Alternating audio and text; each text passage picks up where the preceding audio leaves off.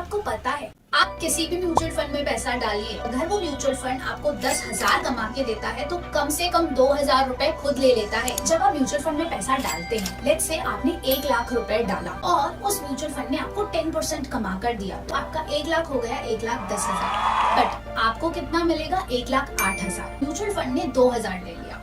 Mutual fund company ने आपको ये नहीं बताया कि ये 2% एक्सपेंसेस रेशो किस पे लगेगा। आपको लगता है कि ये जो प्रिंसिपल है, वो जो प्रिंसिपल आपने कंपनी को दिया 1 लाख रुपए, उस पर 2% एक्सपेंस रेशो लगा, दैट्स ओके। बट आपने ये चीज कंसीडर नहीं करी कि आपने जो 10,000 रुपए प्रॉफिट कमाया, उसका 20% म्यूचुअल फंड लेकर चला गया। और आप किसी भी म्यूचुअल फंड में चले जाइए, हर म्यूचुअल फंड लगभग 15 to 20% ऑफ योर प्रॉफिट्स ले लेता है और बोलता है कि हम सिर्फ 2% ऑफ AUM लेते हैं। और सबसे बड़ी बात तो ये है कि ये 15-20% अमाउंट, ये जो 2,000 का अमाउंट है, वो तब तो लगता ही है जब आपका पोर्टफोलियो प्रॉफिटेबल होता है, प्रॉफिट्स कमाता है।